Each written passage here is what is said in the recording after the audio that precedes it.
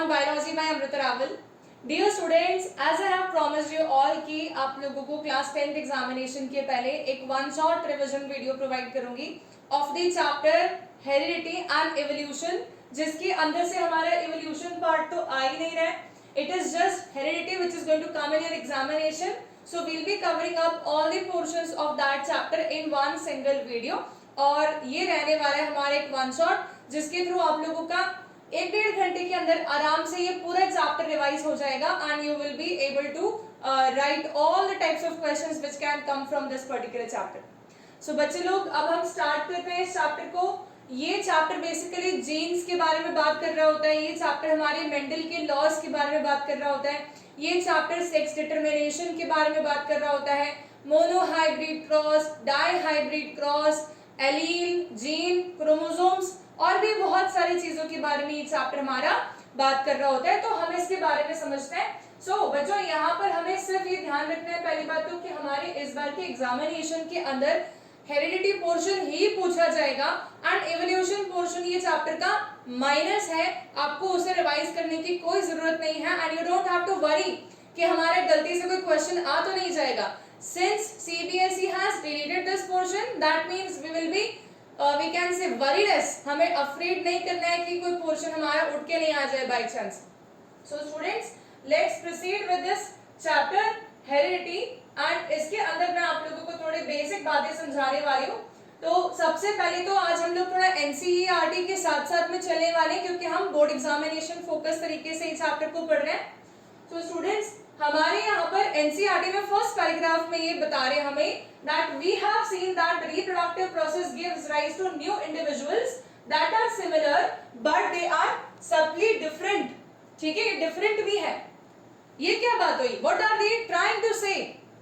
That बच्चों, reproduction से जो इंडिविजुअल्स बनते हैं वो सेम स्पीशीज के, मान लेते हैं कि हम ह्यूमन स्पीशीज की बात कर रहे हैं, तो ह्यूमन स्पीशीज के जो प्रोजेनी बनने वाले, ऑफस्प्रिंग बनने वाले, वो तो ह्यूमन ही बनेंगे.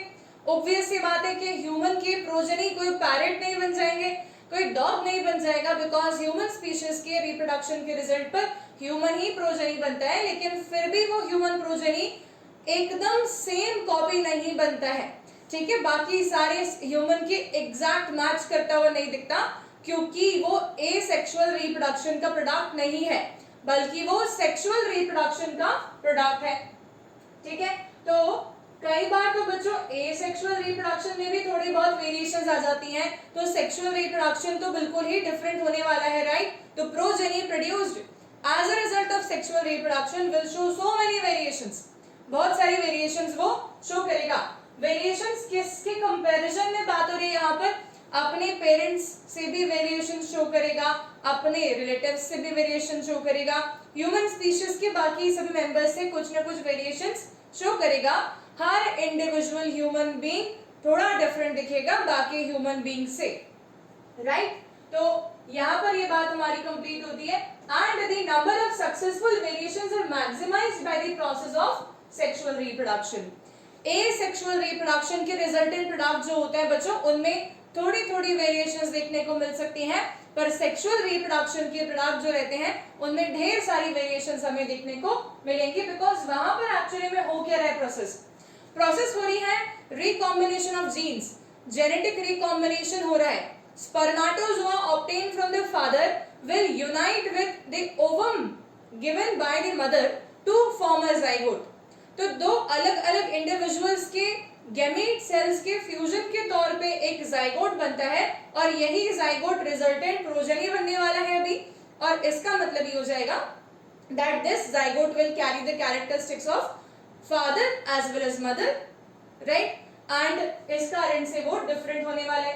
If we observe field of sugarcane, we find very little variations among the individual plants, but in a number of animals, including the human beings, which reproduce sexually, quite distinct variations are visible among the different individuals. ठीक है, अगर मैं किसी गन्ने के खेत में चले जाऊं या मैं किसी गेहूं के खेत में चले जाऊं, तो मुझे जो पौधे हैं वो बहुत मैच करते हुए दिखेंगे, बिकॉज गन्ने के खेत के अंदर तो बेसिकली हम देखेंगे कि एसेक्सुअल रिप्रोडक्शन की हेल्प से जो है ये शुगर केन उगाए जाते हैं. पर अगर हम किसी एनिमल के बारे में बात करने स्टार्ट कर दें तो एनिमल्स जो होते हैं वो generally maximum animals sexual mode of reproduction follow करते हैं, कुछ animals asexual mode of reproduction भी फॉलो करते हैं, पर सेक्सुअल मोड ऑफ रिप्रोडक्शन के अंदर हमें ढेर सारी वेरिएशंस देखने को मिलने वाली है। तो मैं आप लोगों को एक इमेज दिखाती हूँ। ये इमेज बेसिकली हमारी बता रही है accumulation of variations during the reproduction. Basically this diagram is given in context of our asexual mode of reproduction only. ये जो डायग्राम हमें दिया हुआ है बच्चों, ये दिया हुआ है asexual reproduction respective. asexual reproduction respective ये डायग्राम हम लोगों को दिया हुआ है। ये डायग्राम में एक्चुअली क्या इंडिकेट हो रहा है, तो हम ये कह रहे हैं कि जब एक ऑर्गेनिज्म से डिवाइड होके दो बन जाते हैं और उन दो इंडिविजुअल ऑर्गेनिज्म से डिवाइड होके दो दो और प्रोजेनीज बन जाते हैं, ऐसे मोड ऑफ रिप्रोडक्शन तो हम फिजन में देखते हैं, जहां पर बैक्टीरिया के अंदर या अमीबा के अंदर फिजन होता है तो उस एक अमीबा से दो डॉटर अमीबुले बन जाते हैं। दो डॉटर अमीबुले इंडिविजुअली जब वो थोड़ा साइज में ग्रो हो जाएंगे तब वो भी बाइनरी फिजन अंडरगो कर सकते हैं।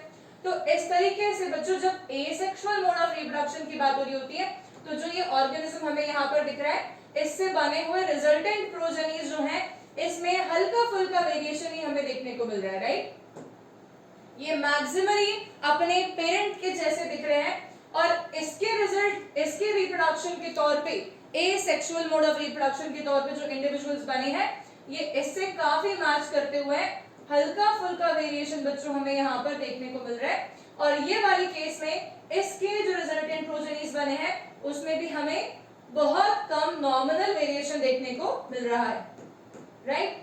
तो ये बोल सकते हैं हम कि जो एसेक्सुअल मोड ऑफ रिप्रोडक्शन है उसके रिजल्टेंट प्रोजेनीज जो बनते हैं उसमें बहुत माइन्यूट वेरिएशंस दिखते हैं, बहुत ज्यादा बड़ी कोई वेरिएशंस दिखते नहीं है। पर क्या यही सेक्सुअल मोड ऑफ रिप्रोडक्शन में पॉसिबल है?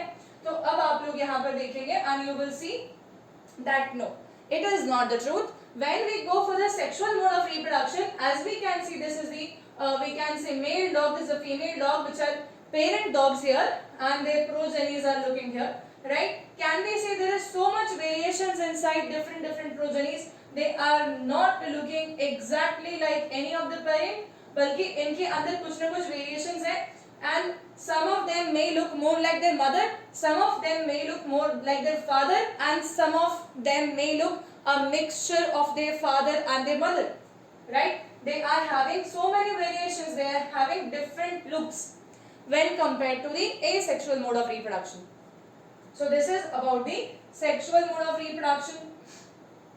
तो जब हम sexual mode of reproduction में ये variations के बारे में बात करते हैं तब वेरिएशंस बेसिकली क्या बताना चाहती है? वेरिएशंस ये बोलना चाहती है कि जो individual organism sexual mode of reproduction के थ्रू रिप्रोड्यूस करेगा वो ऑर्गेनिज्म के अंदर जो प्रोजेनीज बन रहे हैं उसमें वेरिएशंस आएंगी और वो जो वेरिएशंस आएंगी वो उन्हें अलाउ करेंगी बेटर अडेप्टेबिलिटी के लिए। मान लो कि एनवायरनमेंट में कोई चैलेंज आ गया तो सेक्सुअल रिप्रोडक्शन की प्रोजेनीज ज्यादा बेटर सरवाइव कर पाते हैं एसेक्सुअल रिप्रोडक्शन के प्रोजेनीज के कंपैरिजन में, ठीक है। और ये जो सेक्सुअल मोड ऑफ रिप्रोडक्शन के प्रोजेनीज हैं ये अगर अडैप्ट कर जाएंगे तो फिर ये सरवाइव भी कर सकते हैं, ठीक है। There could be application of the theory जो हम इवोल्यूशन में पढ़ते हैं, सर्वाइवल ऑफ द फिटेस्ट। थोड़ा थोड़ा चेंज लेके आना नेचर में प्रेजेंट रहने के लिए, अपने आप को मेंटेन रखने के लिए जरूरी है, ठीक है। किस तरीके से है एक बार हम ये देखते हैं। तो एक छोटा सा एग्जांपल मैं आपको दिखा रही हूँ। हमारे पास में एक येलो कलर की बटरफ्लाई और एक ब्राउन कलर की बटरफ्लाई है। जब बच्चों ये येलो और ब्राउन बटरफ्लाई के कैटरपिलर स्टेज रहती है तब हम ये देखते हैं कि जो येलो बटरफ्लाई है ये इसकी कैटरपिलर कुछ ऐसे दिखते हैं और ब्राउन बटरफ्लाई के कैटरपिलर कुछ इस तरीके से दिखते हैं। जब बर्ड्स आती हैं तब बर्ड्स आराम से येलो वाले कैटरपिलर को ज्यादा आसानी से फाइंड करने में सक्षम है। ब्राउन वाले कैटरपिलर कैमोफ्लेज कर पाते हैं और बच जाते हैं, ठीक है। कैमोफ्लेज कर पाते हैं और बच जाते हैं और ब्राउन वाले दिखते नहीं है बर्ड्स को, येलो वाले इजीली दिख जाते हैं, they are very visible, contrasting हो जाते हैं वो बैकग्राउंड के अगेंस्ट। और इसके कारण से हम ये बोलेंगे कि ब्राउन वाली बटरफ्लाई ज्यादा बेटर अडेप्टेबल है, इसीलिए नंबर में थोड़ी ज्यादा दिखेगी compared to the yellow butterfly. So yellow butterfly were not able to hide them against this background color and they were very easily exposed. Since they were exposed, they were eaten up by the predators. तो हम ये बोल सकते हैं कि variations का कुछ तो फायदा है, वेरिएशंस अगर रहेंगे एनवायरनमेंट के अंदर तो वो फिट अडेप्टेबिलिटी देंगी, मतलब कि सर्वाइवल एडवांटेज प्रोवाइड करेंगी प्रोजेनीज को। ठीक है, तो इतना हमारे कॉन्सेप्ट समझ में आ गया। आई होप सारे बच्चों को ए सेक्सुअल रिप्रोडक्शन और सेक्सुअल रिप्रोडक्शन के बारे में थोड़ा बेसिक कॉन्सेप्ट समझ में आ गया। अब हम देखते हैं एलील्स क्या होते हैं, जीन्स क्या होते हैं, कंट्रास्टिंग ट्रेट क्या होते हैं, कैरेक्टर क्या होते हैं। ये सब वर्ड जब तक मैं आप लोगों को नहीं पढ़ाऊंगी तब तक मैं आप लोगों को जो मेंडल के लॉज हैं उनके बारे में बेटर समझा नहीं पाऊंगी। तो हमें ये टर्मिनोलॉजीज बहुत अच्छे से क्लियर होनी चाहिए।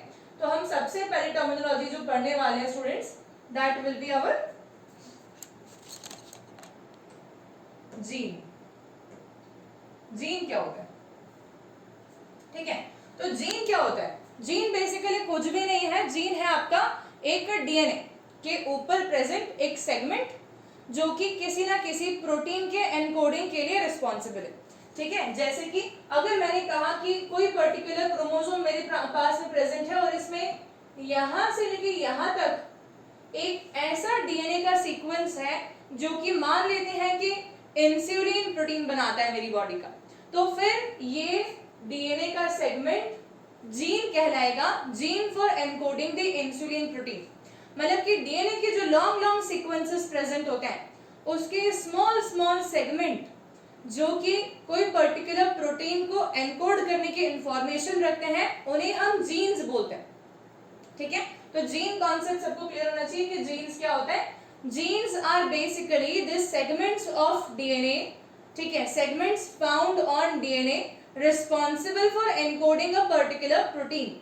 ठीक है, example could be insulin, it could be haemoglobin, it could be anything else. हमारी बॉडी का, स्किन का कलर कुछ भी रिप्रेजेंट हो सकता है जीन के द्वारा। ठीक है, अब आती है बात अलील क्या चीज होती है, तो इसको समझते हैं। अब बच्चों सेक्सुअल रिप्रोडक्शन की बात कर रहे हैं तो मैंने आप लोगों को बताया कि एक हम थोड़े से जो हमारे जीन्स है वो मदर से लेने वाले, थोड़े फादर से लेने वाले हैं। कैसे? फादर हमें 23 क्रोमोसोम्स देने वाले हैं और मदर हमें 23 क्रोमोसोम्स देने वाली है। ये क्रोमोसोम्स जो फादर और मदर ने दिए हैं इनमें काफी सारे क्रोमोसोम्स होमोलोगस क्रोमोसोम्स होने वाले हैं। और होमोलोगस का क्या मतलब होता है कि इनका शेप एंड साइज एक दूसरे के जैसा होगा। मतलब कि ये वाला क्रोमोसोम जो हमें दिख रहा है ये फादर ने दिया है, ये वाला क्रोमोसोम हमें मदर ने दिया है, तो हम देख सकते हैं कि ये वाले का साइज ये वाले के साइज के बिल्कुल मैच करता हुआ है। ठीक है, so I hope that this point is clear कि शेप एंड साइज में मैच करते हुए क्रोमोसोम्स को हम लोग होमोलोगस क्रोमोसोम्स बोलते हैं। तो वी हैव, अगर कोई फीमेल है तो उसके पास में 23 के 23 पेयर होमोलोगस क्रोमोसोम्स होते हैं और जो मेल होता है बच्चों उनके पास में 22 पेयर तो होमोलोगस क्रोमोसोम्स होते हैं और 23rd पेयर में उनके पास में एक्स और वाई क्रोमोसोम होते हैं। एक्स और वाई क्रोमोसोम का शेप मैच करता हुआ नहीं होता है, इसलिए उनके पास में 22 पेयर होमोलोगस क्रोमोसोम्स होते हैं और 23rd पेयर क्रोमोसोम को वो लोग हेटेरोलोगस क्रोमोसोम बोल सकते हैं। तो एलील क्या होता है?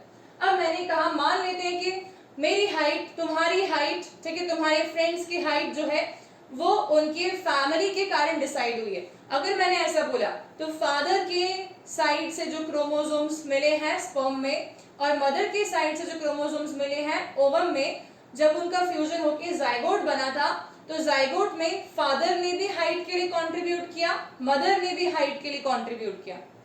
हो सकता है कि फादर के कंट्रीब्यूशन एक्सप्रेस कर जाए चाइल्ड में और फादर की हाइट जैसे हाइट हो जाए जाइगोट की। हो सकता है कि फादर की हाइट जो है वो उस चाइल्ड में एक्सप्रेस नहीं करे बल्कि मदर की हाइट एक्सप्रेस कर जाए। तो इसका मतलब ये है क्या कि मेरे पास में दो ऑप्शंस आ रहे हैं, ठीक है।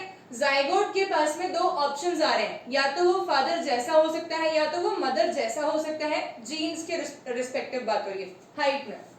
तो होमोलोगस क्रोमोसोम मान लेते हैं कि ये क्रोमोसोम नंबर 1 है, ठीक है। So this is chromosome number 1। एक सेकंड। तो ये तुम्हारा क्रोमोसोम नंबर 1 है, ओके।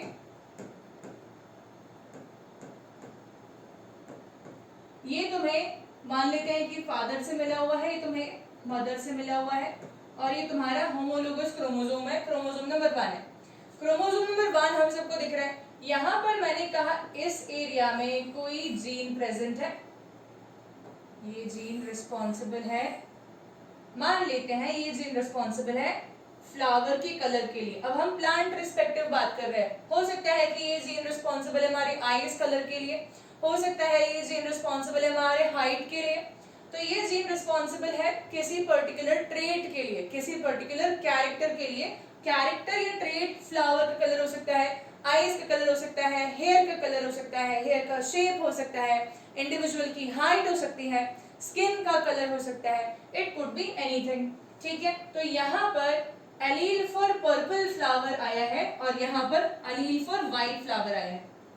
चाइल्ड में पर्पल फ्लावर या व्हाइट फ्लावर में से कोई एक कैरेक्टरिस्टिक्स एक्सप्रेस कर जाएगा। तो पर्पल फ्लावर और व्हाइट फ्लावर, क्या मैं ये बोलूंगी कि फ्लावर के दो कलर्स पॉसिबल हैं? अगर हम पी प्लांट के बारे में बात कर रहे हैं तो पी प्लांट में दो फ्लावर के कलर्स पॉसिबल होते हैं, एक तो पर्पल होता है, एक व्हाइट होता है, ठीक है। तो यहाँ पर क्या पॉसिबिलिटी बन रही है कि पी प्लांट जो है उसके फ्लावर्स या तो व्हाइट कलर के हो सकते हैं या तो फिर वो पर्पल कलर के हो सकते हैं। तो ये कॉन्ट्रास्टिंग सेट ऑफ कैरेक्टरिस्टिक्स को हम बोलते हैं बेसिकली अलील। अलील क्या होता है? It is a set of gene, it is a pair of gene present on same locus point in a homologous chromosome. ये सेम लोकेशन पे प्रेजेंट है इन अ होमोलोगस क्रोमोसोम। होमोलोगस क्रोमोसोम मतलब कि shape and size wise same chromosome जो कि father and mother दोनों से मिले हैं, ठीक है। तो allele is basically a, we can say, segment of DNA or gene present at same locus point in a homologous chromosome responsible for contrasting set of characteristics. Contrasting set of characteristics could be tall and dwarf, it could be dark and light complexion, it could be black hair and brown hair, it could be black eyes and blue eyes, it could be purple flower and white flower. These are the contrasting set of characteristics which can be found in the progeny. allele का ये मतलब होता है, ठीक है। तो इस यहाँ तक की बात में किसी को कोई डिफिकल्टी तो नहीं है। तो हमारा ये पोर्शन ओवर होता है बच्चों। अब हम नेक्स्ट देखते हैं। तो अब हम कुछ इंपॉर्टेंट टर्मिनोलॉजी जो मैंने आप लोगों को भी बताई है, इसकी डेफिनेशंस मैंने यहाँ पर लिखी हुई है सो दैट आप लोगों को डिफिकल्टी नहीं आए।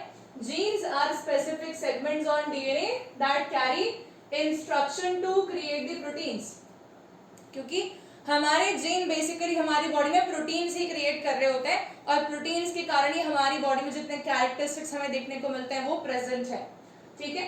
Alleles are a pair of gene that occupies a specific location on a particular chromosome and control the same trait. जैसे कि अभी हमने देखा सेम ट्रेट मतलब कि हाइट इज अ ट्रेट जिसके दो कंट्रास्टिंग पॉसिबिलिटीज बनती हैं, टॉल एंड ड्वार्फ, ठीक है।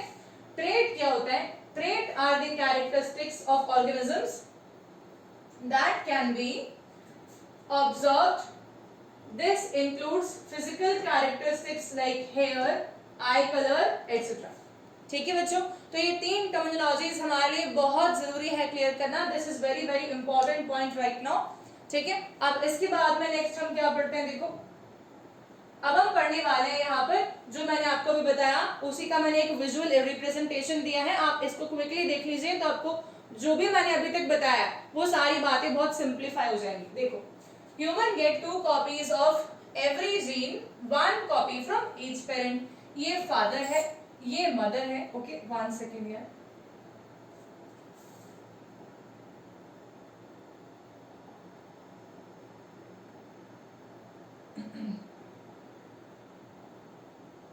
ठीक है, तो ये हमारे पास में फादर है, ये हमारे पास में मदर है।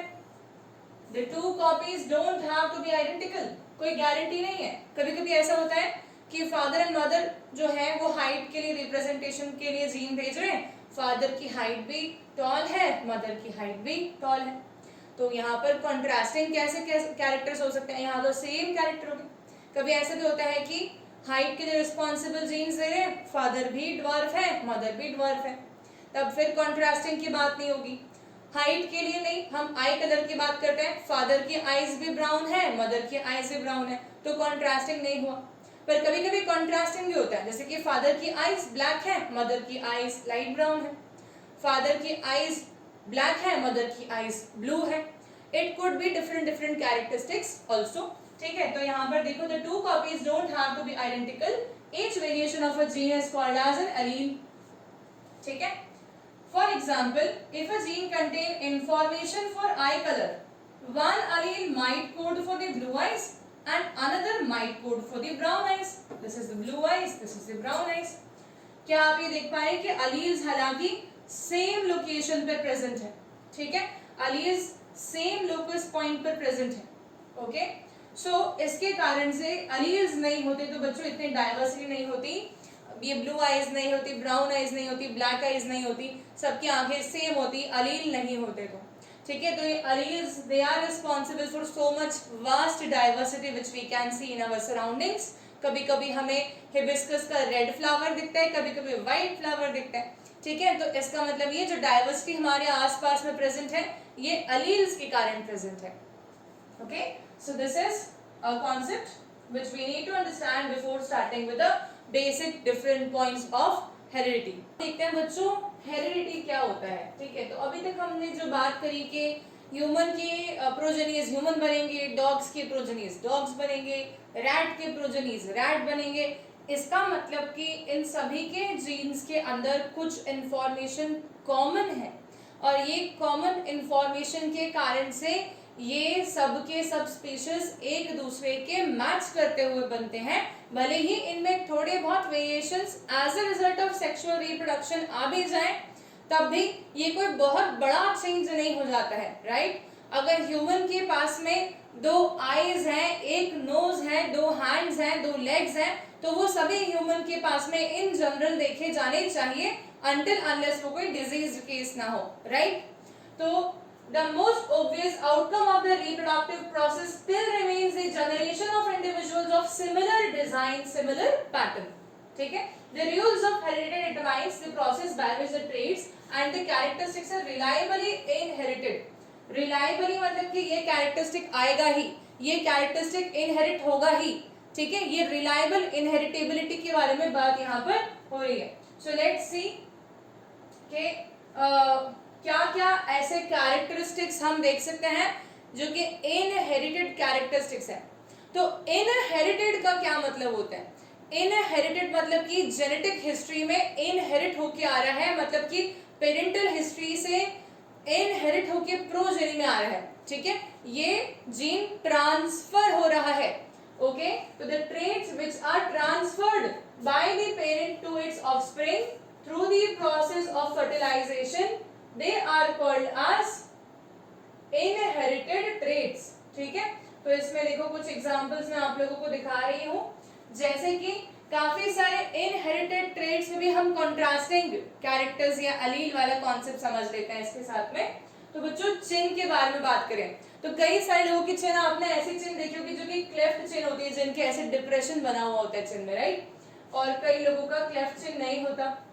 ठीक है, किसी किसी लोगों की विडोज पीक होती है. विडोज पीक का मतलब होता है कि यहाँ पर से बाल थोड़े से आगे निकले हुए हैं, और कई लोगों की विडोज पीक नहीं होती, नॉर्मल प्रेजेंट होता है हेयर स्टाइल. ठीक है, कुछ लोगों को डिंपल्स होते हैं, कुछ लोगों को डिंपल्स नहीं होते. ठीक है, तो इनहेरिटेशन में कैसे उसकी मदर के भी डिंपल्स थे, इसलिए चाइल्ड में भी डिंपल्स दिख रहा है. अब ये इनहेरिट हुआ ना कैरेक्टरिस्टिक. किसी के फैमिली हिस्ट्री में विडोज पीक देखने मिल रही है, तो उनके प्रोजेनीज में कुछ बच्चों में विडोज पीक आ रही है, कुछ बच्चों में विडोज पीक नहीं आ रही है. क्लेफ्ट चिन नाना जी को है, दादाजी को है, तो हम कई बार देखते हैं कि फादर मदर में नहीं आया तो प्रोजेनी में आ गया उनके. ठीक है, तो मतलब कि कैरेक्टरिस्टिक्स कहीं से छुपा हुआ बैठा था जो कि जेनेटिक हिस्ट्री में था, फादर में एक्सप्रेस नहीं किया लेकिन उसके चाइल्ड में कर गया. ठीक है। So these can also be the possibilities, brown black hair या ब्लॉन्ड हेयर। फ्रेकल्स जो हम अधिकतर फॉरेन में देखते हैं, काफी लोगों को फेस पे फ्रेकल्स होते हैं, और नो फ्रेकल्स, ब्राउन आईज और the grey and blue eyes. Free earlobe, earlobe जो कान का है वो फ्री हो या तो फिर जॉइंटेड हो, ठीक है, ये अटैच्ड ईयरलोब। तो इस तरीके से बहुत सारे इनहेरिटेड कैरेक्टरिस्टिक्स है। जो भी हमने कैरेक्टरिस्टिक्स अभी लेफ्ट साइड में देखे, ये सारी के सारे डोमिनेंट कैरेक्टरिस्टिक्स थे, और जो राइट साइड में हमने देखे ये सारे के सारे रेसेसिव कैरेक्टरिस्टिक्स थे। ये डोमिनेंट थे और ये वाले रेसेसिव कैरेक्टरिस्टिक्स थे, ठीक है। डोमिनेंट मतलब जनरली एक्सप्रेस कर जाएगा, और रेसेसिव जो है वो सिर्फ और सिर्फ होमोजाइगस रेसेसिव फॉर्म में ही एक्सप्रेस करेगा। इसका क्या मतलब है, ये हम आगे अभी इन स्लाइड्स में पढ़ने वाले हैं कि क्या होता है हेटेरोजाइगोसिटी, क्या होता है होमोजाइगोसिटी, ठीक है। Rules for the inheritance of traits या मेंडल्स कंट्रीब्यूशन। देखो तो 46 क्रोमोसोम्स 23 पेयर में प्रेजेंट होते हैं फीमेल में भी, और 46 क्रोमोसोम्स 23 पेयर्स में मेल में भी होते हैं। मियोसिस होके फीमेल से की बॉडी में एग बनता है और मेल की बॉडी में मियोसिस से स्पर्म्स बनते हैं, फ्यूजन होके जाइगोट बनता है बच्चों। जब हम यहाँ पर ये सारी बातें देख रहे हैं तो हम ये क्यों देख रहे हैं, क्योंकि हम जानना चाह रहे हैं कि जेनेटिक हिस्ट्री में प्लॉइडी लेवल क्या चीज होती है, ठीक है। तो हमारे पास में कितने क्रोमोसोम्स हैं, तो हम बोलेंगे हमारे पास में 46 क्रोमोसोम्स हैं।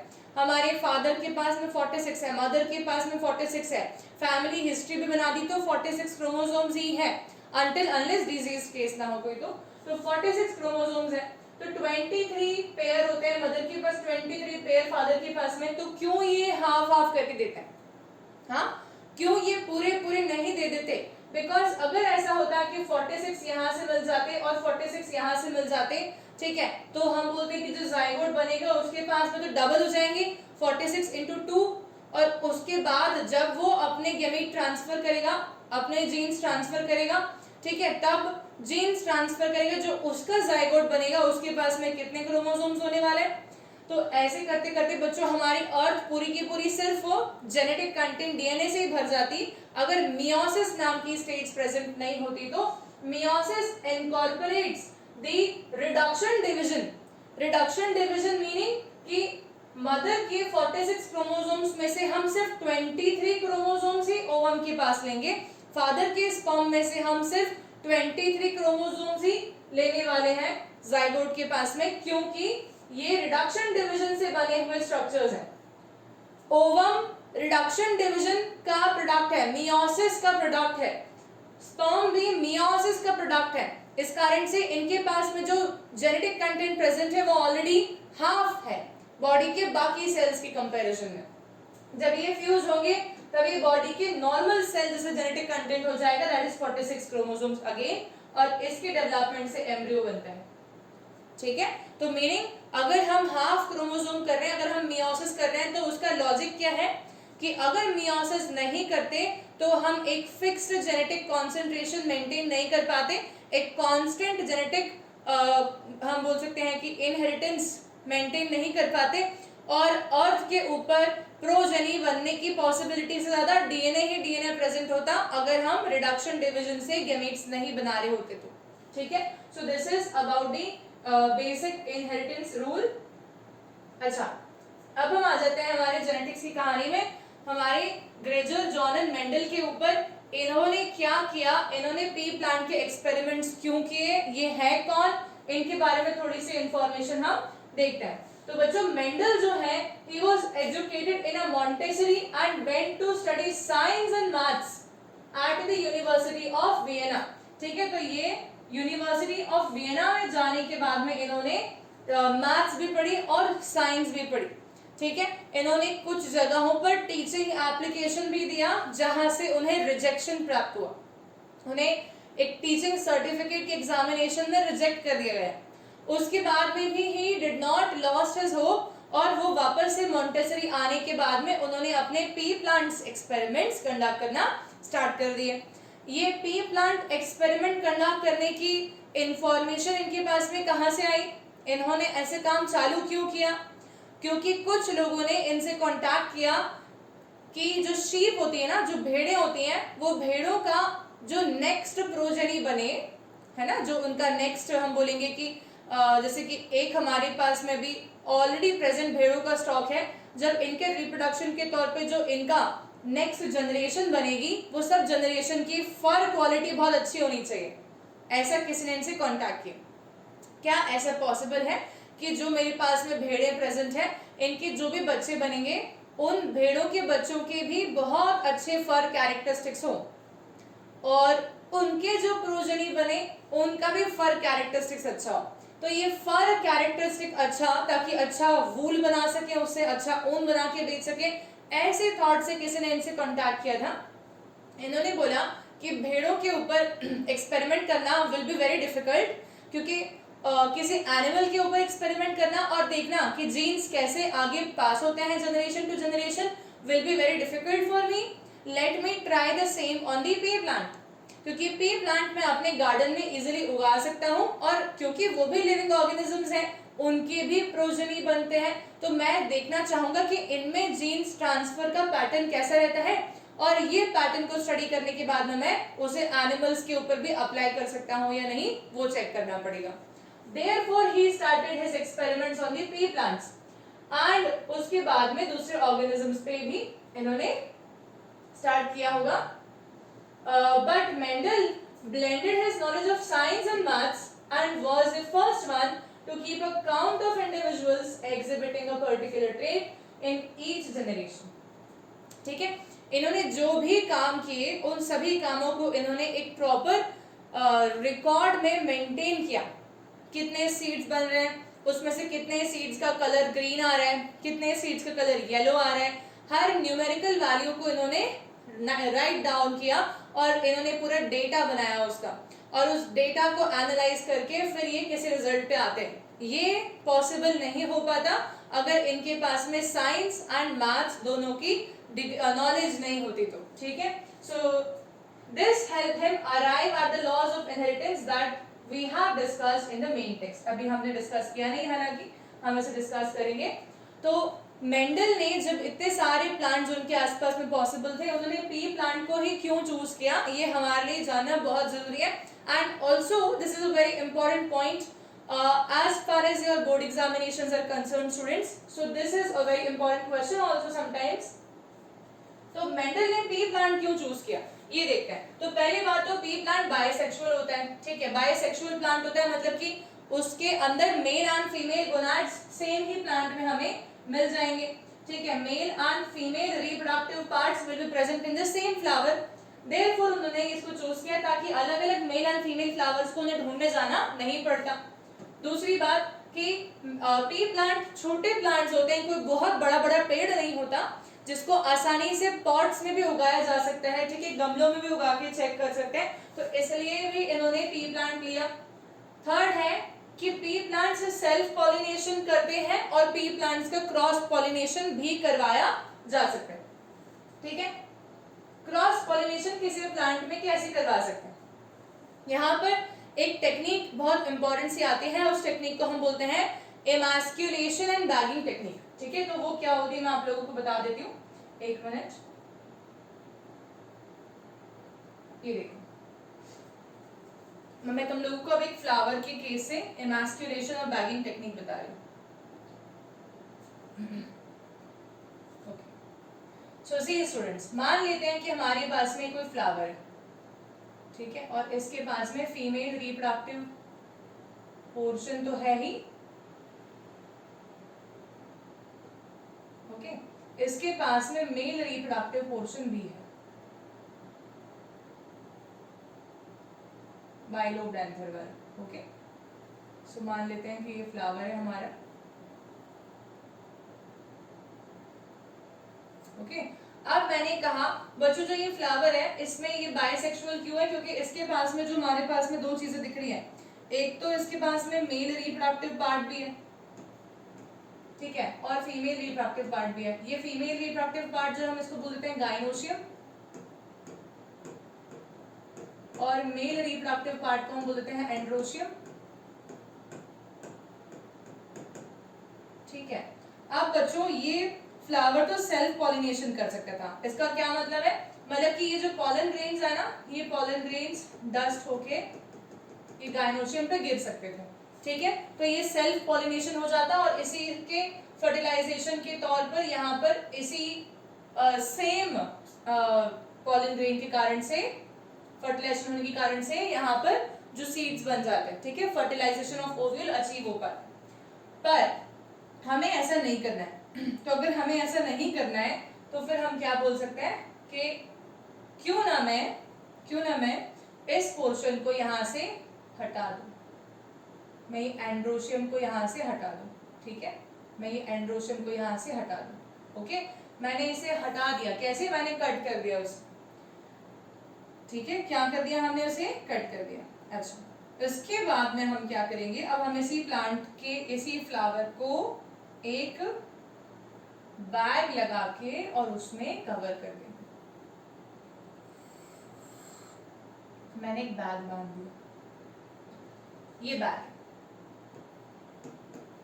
तो बेसिकली मैंने क्या किया, फर्स्ट ऑफ ऑल तो मैंने इसके एंथर्स को रिमूव कर दिया और मैंने जो स्टिग्मा मतलब कि फीमेल रिप्रोडक्टिव पार्ट बचा था उसके ऊपर एक बैग कवर कर दिया। इस टेक्निक को क्या बोलते हैं हम लोग, हम बोलते हैं इसे एमास्क्यूलेशन एंड बैगिंग टेक्निक।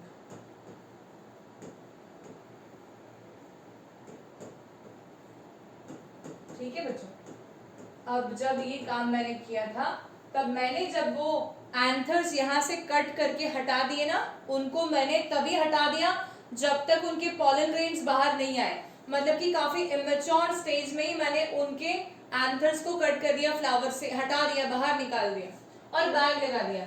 ऐसा करने से बेनिफिट क्या हुआ, अब जब मेरी मर्जी होगी तब मैं ये बैग हटा सकती हूँ ना, जब मेरी इच्छा होगी तब मैं ये बैग हटा सकती हूँ। ठीक है, ये मैंने बैग हटा दिया और मेरी इच्छा होगी तब मैं इस पे आके किसी दूसरे फ्लावर के एंथर से पॉलन ग्रेन्स स्प्रिंकल करवा सकती हूँ। ठीक है, तो क्या मैं क्रॉस फर्टिलाइजेशन अचीव कर रही हूँ आर्टिफिशियली।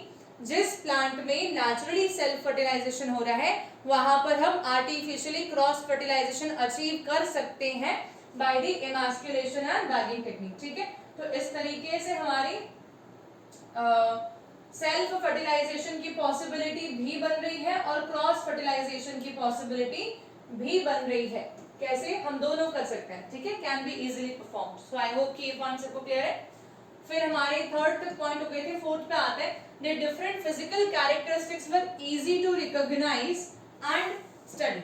जैसे कि अगर मुझे स्टडी करना है तो बहुत कॉम्प्लेक्स कैरेक्टर नहीं चाहिए मुझे, मैं सिंपल कैरेक्टर चाहती हूँ। जैसे कि पी का पॉड का शेप कैसा है, पी के पॉड का कलर कैसा है, मटर फली के दाने का कलर पीला है कि ग्रीन है, पर्पल कलर का फ्लावर है कि व्हाइट कलर का फ्लावर है। ये कोई बहुत कॉम्प्लेक्स कैरेक्टरिस्टिक्स थोड़े ना, they are very easy to remember characteristics. Fifth आता है हमारे पास में, they have a shorter lifespan and the plants that are easier to maintain। ठीक है, प्लांट्स, पी प्लांट्स का लाइफ स्पैन बहुत छोटा होता है, बहुत लंबा नहीं है, और प्लांट्स का मेंटेनेंस बहुत ज्यादा फर्टिलाइजर्स मांग रहा हो या बहुत ज्यादा पानी मांग रहा हो, ऐसा नहीं है, easy to maintain, easy to grow plant है। सिक्स कैरेक्टर जिसके कारण से मेंडल ने पी प्लांट को चूज किया वो ये है that they produce large number of seeds। ठीक है, हर प्लांट से ढेर सारे पी पॉड्स बनते हैं और ढेर सारे सीड्स बनते हैं, ताकि जब मुझे नेक्स्ट जनरेशन ग्रो करनी है तो मेरे पास में सीड्स होने चाहिए, मेरे पास में सीड्स की कमी नहीं पड़नी चाहिए। ठीक है, फिर सेवेंथ पॉइंट जो था वो था they produce fertile hybrids on the cross pollination। जब मैंने क्रॉस पॉलिनेशन किया, मैंने दूसरे किसी एंथर से पॉलन ग्रेन्स लाके इसके स्टिग्मा पे स्प्रिंकल किए, पी प्लांट के ही थे वो भी, लेकिन दूसरे किसी प्लांट के फ्लावर से लाई थी मैं, तब जो हाइब्रिड्स बन रहे थे वो वाइबल है, जिंदा रहने के काबिल है, रिप्रोड्यूस भी कर सकते हैं और कोई प्रॉब्लम नहीं क्रिएट कर रहे हैं। ठीक है, तो वाइबल फर्टाइल हाइब्रिड्स बनते हैं क्रॉस पॉलिनेशन के ऊपर and contrasting heritable characteristics show करते हैं। मतलब कि एलील्स इनके पास में बहुत सारे हैं। ठीक है, क्या क्या अलील्स मैं आप लोगों को दिखाऊंगी अभी, तो बहुत सारी अलील्स इनके पास में है, ठीक है, जैसे कि अब यहाँ पर ये इमेज देखते हैं। तो पी प्लांट में जो 7 कैरेक्टरिस्टिक्स मेंडल ने चूज किए थे in the P plant experiment conducted by him, वो 7 पेयर कंट्रास्टिंग कैरेक्टरिस्टिक्स क्या क्या थे ये हम देखते हैं। तो डोमिनेंट और रेसेसिव, टोटल जो 7 कैरेक्टरिस्टिक्स है हमारे सामने। सबसे पहले तो फ्लावर के रिस्पेक्ट में है, फ्लावर का कलर क्या है, एक सेकंड,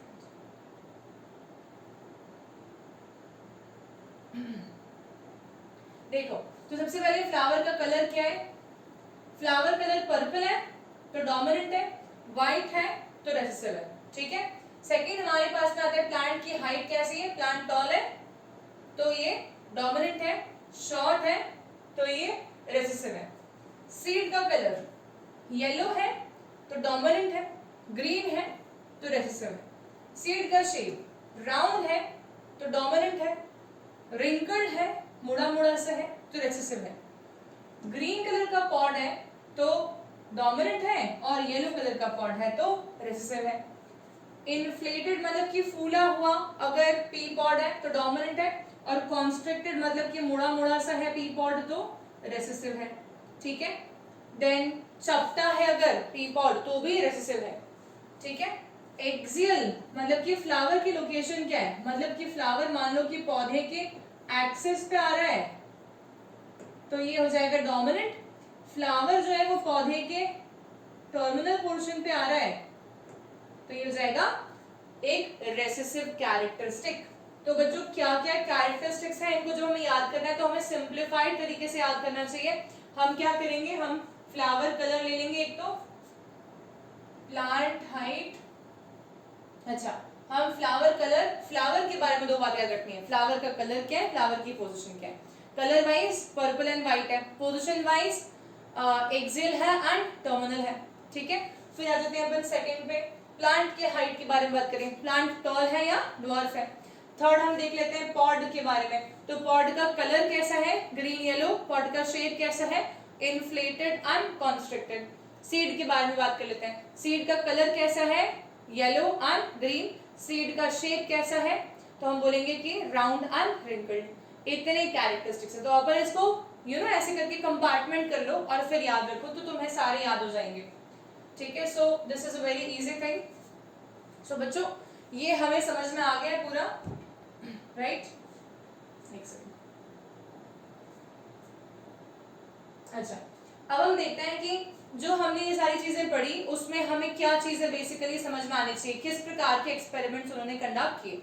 तो मेंडल ने हमेशा 1 कैरेक्टर चूज किया एट 1 टाइम, ताकि उस कैरेक्टर के बेसिस पे प्रोजेनी में क्या चेंज आ रहा है वो ये देखना चाह रहे हैं। जैसे कि मान लो कि उन्होंने सिर्फ सीड का कलर चूज किया, ठीक है, या प्लांट का हाइट चूज किया, तो जो 7 कॉन्ट्रास्टिंग कैरेक्टरिस्टिक्स के सेट थे ना उसमें से कोई एक चूज किया और उसके ऊपर उन्होंने एक्सपेरिमेंट किया। तो हम एक एक्सपेरिमेंट यहाँ पर देखते हैं, जैसे कि टॉल प्लांट और ड्वार्फ प्लांट को क्रॉस किया तो क्या रिजल्ट आएगा, ठीक है। तो जब टॉल प्लांट के गैमीट्स ड्वार्फ प्लांट के गैमीट्स के साथ में मिक्स करें तो रिजल्टेंट प्रोजेनीज कैसे बने ये हमें देखना है, ठीक है। सो यहाँ पर इस पूरे जो हमारे सामने बना हुआ है इसको हम समझते हैं। देखो टॉल प्लांट लिया उन्होंने, तो टॉल प्लांट में कैसा टॉल प्लांट लिया अभी उन्होंने लिया है होमोजाइगस डोमिनेंट। अब मैं आप लोगों को 3 टर्मिनोलॉजीज और बताती हूँ पहले, फिर हम ये समझेंगे पूरा कहानी। देखो तो हम दोबारा देखते हैं।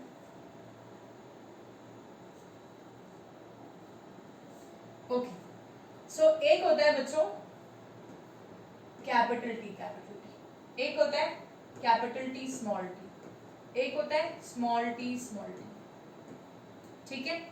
जब ऐसे कॉम्बिनेशन जहां पर दोनों कैपिटल आ रहे हैं तो हम बोलते हैं होमोजाइगस डोमिनेंट।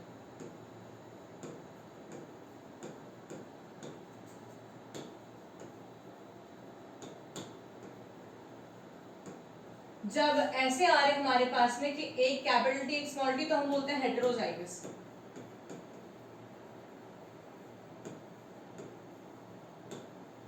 और जब ऐसे आ रहे कॉम्बिनेशन तो हम बोलते हैं होमोजाइगस रिसेसिव।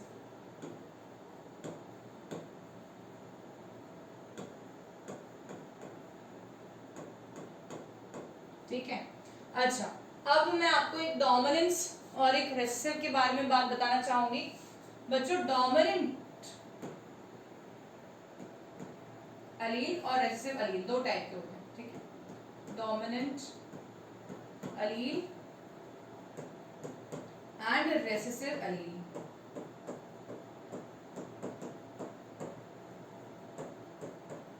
इसका क्या मतलब है? तो जो डोमिनेंट अलील के बारे में मैं बात कर रही हूँ, डोमिनेंट अलील वो अलील होता है जो कि प्रोजेनी में एक्सप्रेस करेगा। मतलब कि ये वाले केस में तो दोनों सेम टाइप के हैं, ये वाले केस में दोनों सेम टाइप के, लेकिन ये वाले केस में दोनों सेम टाइप के नहीं है ना। एक कैरेक्टर फादर से मिला, एक कैरेक्टरिस्टिक्स मदर से मिला है, तो कौन सा एक्सप्रेस करेगा? अगर मुझे ये जानना है तो मैं क्या बताऊं? तब मैं बोलूंगी कि डोमिनेंट एक्सप्रेस करेगा। मतलब कि मान लेते हैं कि ये टॉल हाइट के लिए रिस्पॉन्सिबल जीन है, मान लेते हैं कि ये ड्वार्फ हाइट के लिए रिस्पॉन्सिबल जीन है, ठीक है। तब बच्चों डोमिनेंट अलील क्या होता है? दी अलील which express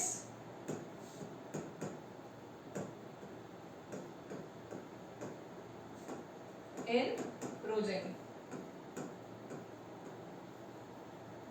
and recessive allele क्या होता है? the allele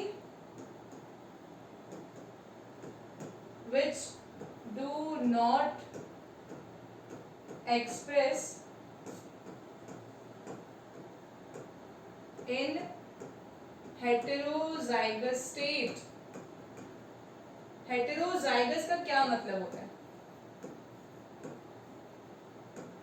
ये देखो, ये हेटेरोजाइगस स्टेट है जब कैपिटल टी और स्मॉल टी साथ में प्रेजेंट है, तो यहाँ पर जो एक्सप्रेस करने वाला है वो यही हो सकता है सिर्फ। मतलब अगर किसी प्रोजेनी के पास में हाइट के लिए रिस्पॉन्सिबल जो होमोलोगस क्रोमोसोम्स पे दो लूकस पॉइंट पे हमने देखे थे ना, अलील्स पहुंचे थे, वहां पर एक साइड पर कैपिटल टी लिखा हो, एक साइड पर स्मॉल टी लिखा हो, तो प्रोजेनी टॉल होगा कि ड्वार्फ होगा?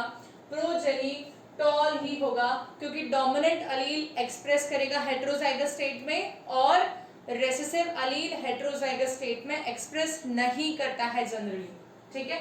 सो ये एक कॉन्सेप्ट जो हमें समझना था।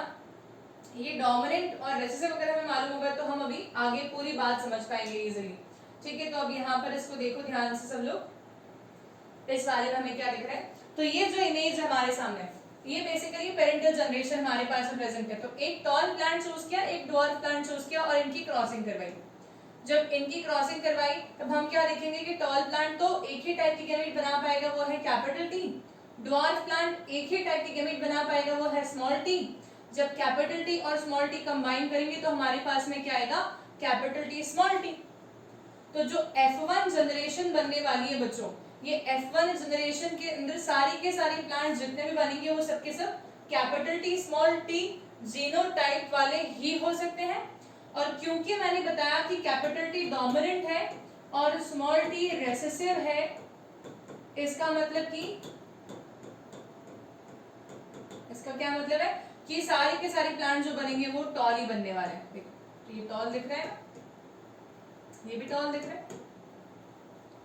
अब हमने F1 जनरेशन में से कोई दो प्लांट्स उठाए और उनकी सेल्फिंग करवाई, ठीक है।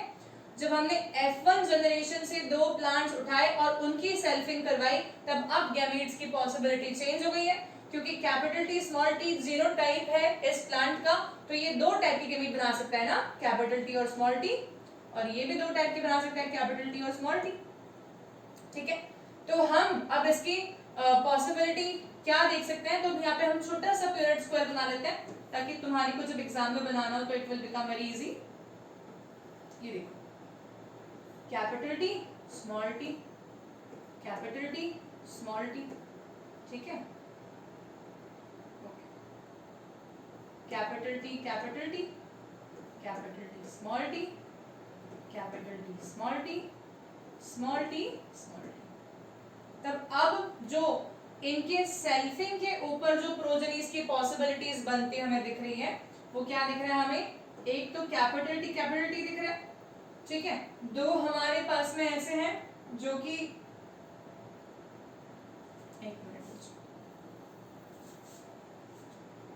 दो हमारे पास में ऐसे हैं जो कि कैपिटल टी स्मॉल टी है, और एक हमारे पास में ऐसा है जो कि स्मॉल टी है, ठीक है। 3 पॉसिबिलिटीज दिख रही है। तो हमारे पास में क्या है, 1:2:1 जीनोटाइपिक रेशो आ गया। जीनोटाइपिक रेशो 1:2:1 का क्या मतलब है कि एक बार कैपिटल टी है, एक बार हमारे पास में सॉरी 2 बार हमारे पास में कैपिटल टी स्मॉल टी आ रहा है और स्मॉल टी एक ही बार आ रहा है, ठीक है। तो ये हुआ जीनोटाइप का रेशो। अच्छा, अगर मैं इसमें फिनोटाइपिक रेशो की बात करूं तो क्या होगा। अब आप लोग ये देखो कि जैसे कि मैंने बताया था कि हमेशा ही एक्सप्रेशन कैसे होगा, तो हमेशा ही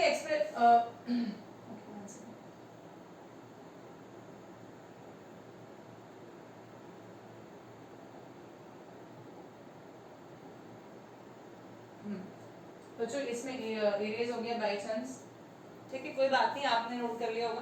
तो हमेशा एक्सप्रेशन कैसे होगा, तो हमने देखा था कि एक्सप्रेशन में अगर कैपिटल टी साथ में है तो फिर तो ये जब कैपिटल टी साथ में है तो ये टॉल ही बनना है।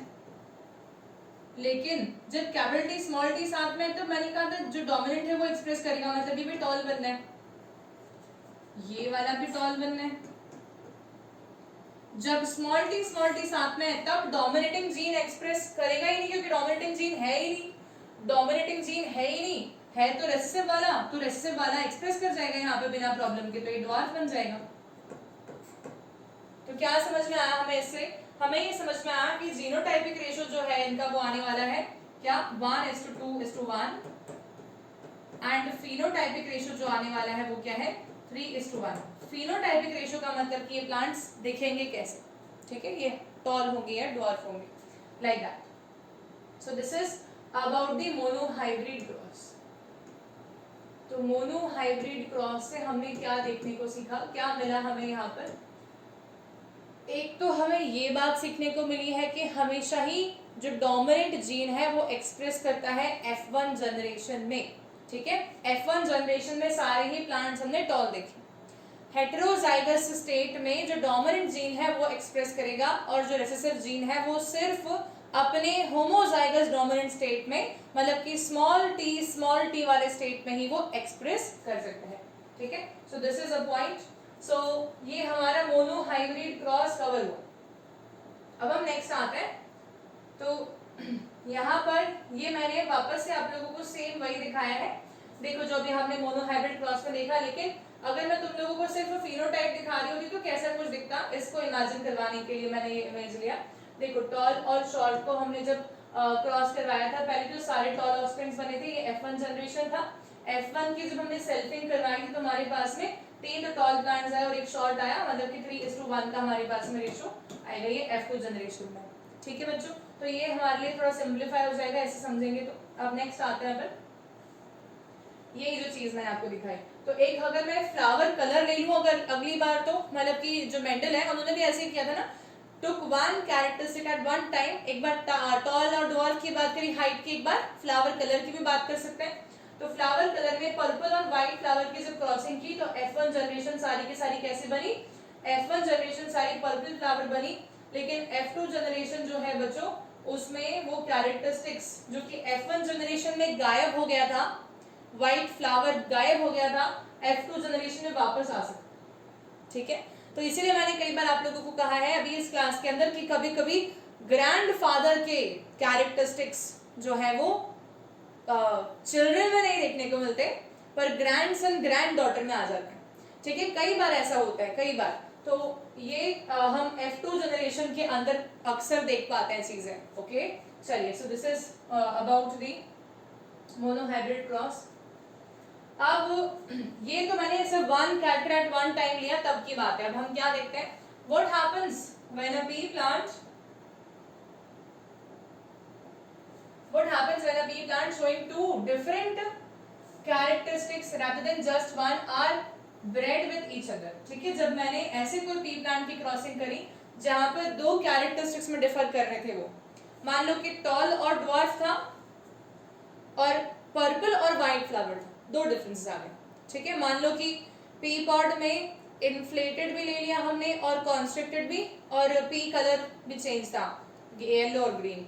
तो दो कॉन्ट्रास्टिंग कैरेक्टरिस्टिक्स वाले, एक डिफरेंस नहीं है इनमें बल्कि दो डिफरेंसेस है, ठीक है। जब ऐसे दो डिफरेंस वाले प्लांट्स को हमने ब्रीड किया एक दूसरे तो क्या होगा, what do the progeny of a tall plant with a round seed and a short plant with a wrinkled seed look like.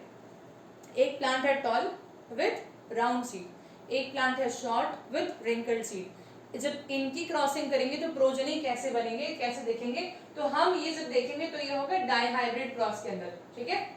सो इसकी थ्योरी पढ़ने से बेटर है कि हम इसके इमेज देखें। सी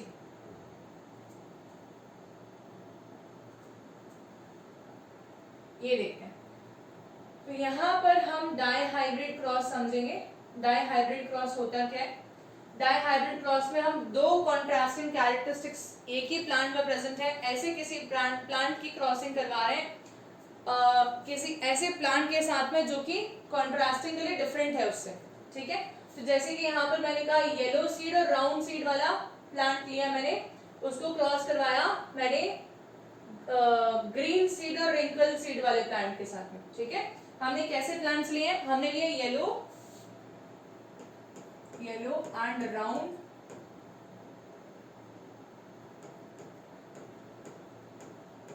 और यहाँ पर मैंने क्या ले लिया है, मैंने ले लिया है रिंकल्ड, सॉरी पहले हमें कलर लिखना चाहिए, ग्रीन एंड रिंकल्ड। ओके, तो इनको क्रॉस करवा दिया। तो गैमीट्स की पॉसिबिलिटी अब आप देखोगे तो आपको मालूम पड़ेगी कि वाई वाई आर आर वाले के दो पॉसिबल गैमीट्स है, कैपिटल वाई और कैपिटल आर। इधर वाले के दो पॉसिबल गैमीट्स है, स्मॉल वाई स्मॉल आर। तो इनके जो प्रोजेनीज बनेंगे सारे के सारे वो क्या बनेंगे, वो सब बनेंगे capital Y small Y capital R small R, right. ऐसे ही बनेगा ना बच्चों। इसको कैसे बनाया है इन्होंने, देखो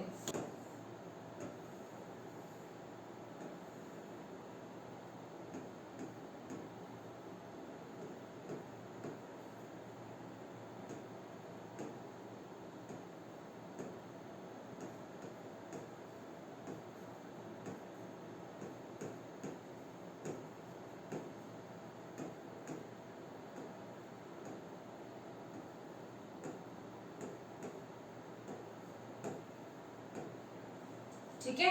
तो इस तरीके से हमारी F1 जनरेशन जो है वो पूरी कैसी आ गई, capital Y small Y capital R small R. Okay, जब मैंने इनकी सेल्फिंग की तब मैंने क्या चेक किया कि जो हमारे पास में अब यूनिट स्क्वायर बनने वाला है तो काफी बड़ा बन जाएगा, ठीक है। तो गैमेट की पॉसिबिलिटी देखते हैं। तो गैमेट की क्या क्या पॉसिबिलिटीज बन सकती हैं बच्चों।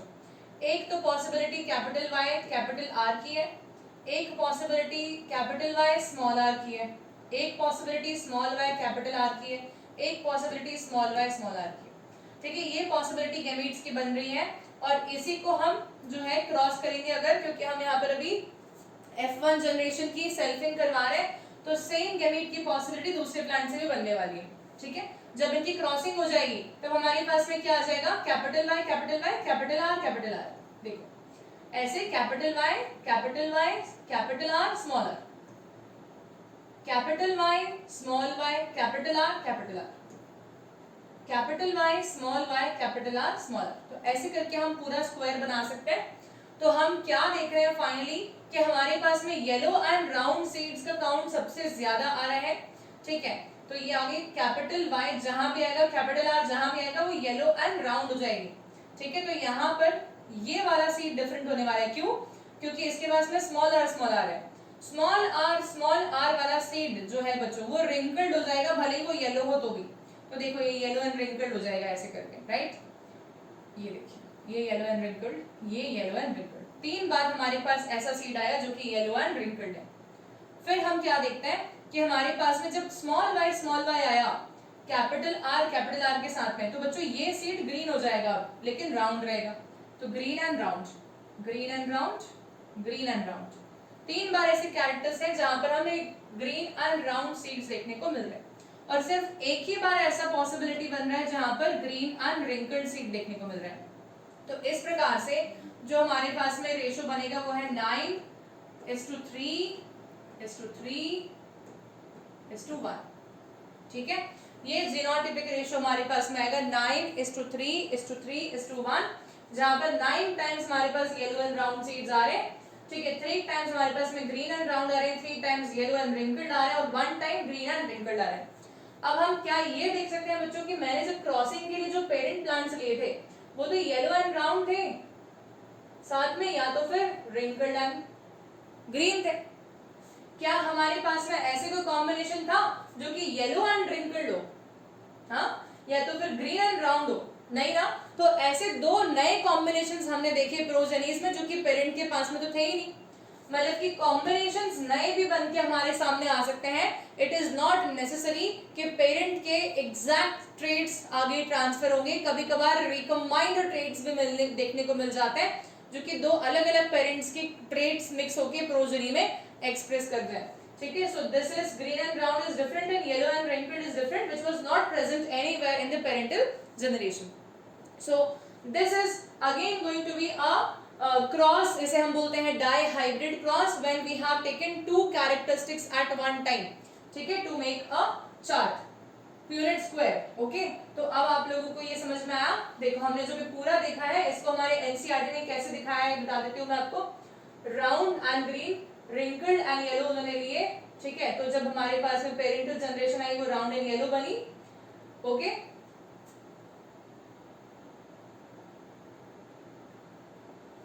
फिर इस हिसाब से जब इनकी F1 जनरेशन क्रॉस हुई तब हम देखते हैं कि जो सीड्स बने वो कैसे कैसे बने। तो 315 टाइम्स येलो सीड्स बने, 108 टाइम ग्रीन बने, ठीक है, 101 टाइम येलो बने, 32 टाइम्स ग्रीन बने, लेकिन शेप नहीं बताया इसमें। तो येलो एंड राउंड है, ग्रीन एंड राउंड है, येलो एंड रिंकल्ड है, ग्रीन एंड रिंकल्ड है। अरे बताया था, आगे लिखा जो था, ठीक। सो ये अगर 556 सीड्स बने तो हमारे कितने येलो एंड राउंड बने होंगे? 315, ठीक है, क्योंकि हम रेशो के हिसाब से कैलकुलेट करेंगे ना। हम क्या करेंगे 9/16 कर देंगे, ठीक है, 9:3:3:1 है ना, तो 3 कितना होता है 6, ठीक है, 6 + 10 16, 9/16 इंटू 556 कर दोगे अगर तो आप लोगों के पास में वैल्यू आ जाएगी 315, ठीक है। सिमिलरली 9/16 की जगह मैंने अगर 3/16 किया होता, ओके, 3/16 क्या होता इंटू 556, तो मेरे पास में जो सीड्स आते वो रिंकल्ड एंड येलो या राउंड एंड ग्रीन आ सकते थे। Okay, so this is how it will work. अच्छा बच्चों, ये सीड्स का नंबर सेम होना चाहिए यहाँ पर। चलिए, सो नेक्स्ट स्लाइड पे जाते हैं हम। अब ये सारे जो ट्रेट्स हैं ये एक्सप्रेस कैसे करते हैं हम ये जानना चाह रहे हैं। तो इसके लिए बहुत शॉर्ट सा लॉजिक हम समझते हैं कि जो हमारे पास में बॉडी में डीएनए प्रेजेंट होता है वो डीएनए बेसिकली बना किसका है? वो बना है बहुत सारे न्यूक्लियोटाइड्स का, ठीक है। तो न्यूक्लियोटाइड्स जो होते हैं उसमें नाइट्रोजनस बेसेस प्रेजेंट होते हैं, एडेनिन, ग्वानिन, थाइमिन, साइटोसिन, ठीक है। और आरएनए में यूरासिल होता है, डीएनए में साइटोसिन, थाइमिन, एडेनिन, ग्वानिन होता है। जब ये डीएनए का ट्रांसक्रिप्शन होता है तो इस डीएनए से बनता है एमआरएनए, मैसेंजर आरएनए।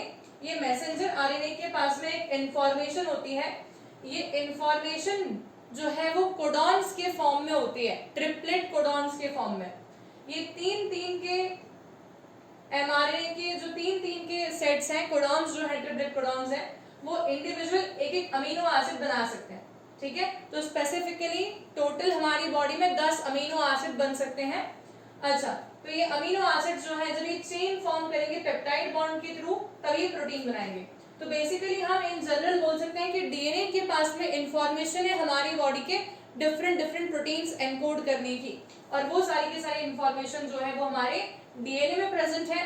डीएनए का एक्सप्रेशन होकर प्रोटीन बनता है, अलग अलग इंडिविजुअल्स में अलग अलग प्रोटीन्स बनते हैं, इसलिए अलग अलग इंडिविजुअल्स एक दूसरे से डिफर करते हुए होते हैं, ठीक है। जिनके प्रोटीन्स मैच करते हुए बने हैं वो सेम अपीयर कर सकते हैं। सो this is how the information will be getting expressed. Okay, how does this mechanism of heredity works? ये सब चीजें मैंने आपको अभी जस्ट बताई है राइट नाउ, ठीक है बच्चों। हमारी बॉडी में जो प्रोटीन्स बनते हैं ना वही प्रोटीन्स हमारी बॉडी के एंजाइम्स हैं, उसी में काफी सारे प्रोटीन्स हमारी बॉडी में हार्मोन्स बनाने में हेल्प करेंगे. सो प्रोटीन्स के ही ऊपर डिपेंड करेगा मैक्सिमम जो हमारी बॉडी के शेप है, स्ट्रक्चर है, like that. Okay, so this is very important point. ये पैराग्राफ आप रीड करेंगे तो आप लोगों को ये क्लियर हो जाएगा. अच्छा, if the interpretations of the Mendelian experiment we have been discussing are correct, then both the parents might be contributing equally to DNA of the progeny during sexual reproduction. We have discussed this issue in the previous chapter. If both the parents can help determining the trait in the progeny, both the parents must be contributing a copy of the same gene.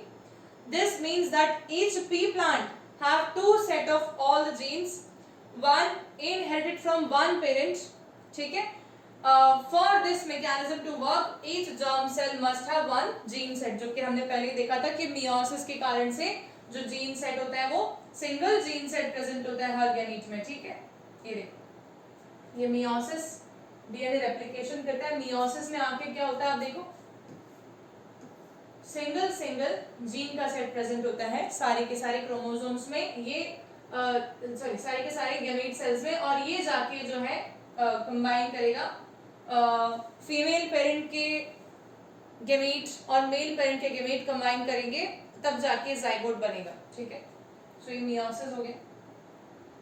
अच्छा, अभी हमने Mendel के जो laws पढ़े थे सारे, तो वो लॉज जो मेंडल के बारे में इतनी सारी चीजें पढ़ी हमने, वो चीजें अगर मैं सम अप करना चाहूँ तो मैं 3 लॉज में सम अप कर सकती हूँ उनको. पहला होता है हमारे पास में law of dominance.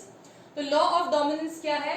Some alleles are dominant and cover up the recessive alleles. जैसे कि हमने देखा purple flower allele was dominant over the white flower allele. ठीक है. सेकंड हमने क्या देखा? Law of segregation. An organism has 2 alleles for each gene but they can pass only one. ठीक है. जैसे कि एक इंडिविजुअल ऑर्गेनिज्म है, ठीक है, तो वो इंडिविजुअल ऑर्गेनिज्म के पास में उसके फादर के भी जीन्स आए थे, उसके मदर के भी जीन्स आए थे, कोलैबोरेट हुए थे और 46 क्रोमोसोम्स बने थे. लेकिन जब ये इंडिविजुअल ऑर्गेनिज्म अपना खुद का गैमेट बनाएगा तब ये सिर्फ हाफ ही दे सकता है, ये पूरा नहीं दे सकता. ये क्या होता है? Law of segregation. Law of independent assortment. Genes found on separate chromosomes are inherited independently of each other. जैसे कि हमने डाइहाइब्रिड क्रॉस में देखा कि जो कॉम्बिनेशन पेरेंट के पास में भी नहीं थे, वैसे करके कॉम्बिनेशंस बन के आके प्रोजेनी में एक्सप्रेस करने चालू हो गए. ये होता है law of independent assortment. Genes अलग अलग क्रोमोसोम्स पे जो पाए जाते हैं वो independent of each other inherit हो सकते हैं प्रोजेनी में. ओके, सो ये डिफरेंट लॉज है हमारे. 3 लॉज हैं जो कि हमारे लिए बहुत इंपॉर्टेंट है. Law of dominance, law of segregation, law of independent assortment. Now we are remaining with the last portion of our chapter, that is sex determination. So sex determination के रिस्पेक्ट में, क्योंकि हमने आज दिन भर में कितने बार मियोसिस पढ़ लिया है, हमारे लिए बहुत इजी होगा समझना. तो सेक्स डिटरमिनेशन के लिए बच्चों कैसे सेक्स डिटरमिनेशन होता है, ठीक है, how the sexes are being assigned to the progeny. तो यहाँ पर हम समझते हैं फादर जो है उनके पास में X एंड Y क्रोमोसोम होते हैं और मदर जो होती है उनके पास में X एंड X क्रोमोसोम होते हैं. ठीक है, 23 क्रोमोसोम्स में से जब गैमेट बनाते हैं तो फादर जो है वो 2 टाइप के गैमेट बना सकते हैं, एक तो X और एक Y, क्योंकि हम जानते हैं कि दोनों नहीं जाएंगे आगे, एक ही सेट ऑफ क्रोमोसोम जाने वाला है गैमेट फॉर्मेशन के समय पर. मदर जो है उसकी बॉडी में 2 टाइप के गैमेट्स सेम ही टाइप के बन सकते हैं, X और X. जब कॉम्बिनेशंस की बात आती है, ठीक है, तो प्रोबेबिलिटीज ये सारी है ना, ये सारी प्रोबेबिलिटीज हैं. ठीक है, क्या प्रोबेबिलिटी बन सकती है? अगर फादर का X जो है क्रोमोसोम वो प्रेजेंट था स्पर्म में और मदर का जो था ओवम में X क्रोमोसोम ही होगा ऑब्वियसली. तो X chromosome of ovum when combines with X chromosome sperm, there will be the formation of a daughter child. ठीक है, when the X chromosome of sperm combines with X chromosome of the ovum, then there will be formation of a daughter child. ठीक है, when there is Y chromosome of sperm combining with the X chromosome of ovum, then will be chances of formation of a male child. when there is Y chromosome of a sperm combining with the X chromosome of ovum, there will be possibility of a male child. That means there could be 50% chances of a female taking birth and 50% chances of a male taking birth. ठीक है? In any zygote formation, there can be 4 probabilities. ठीक है?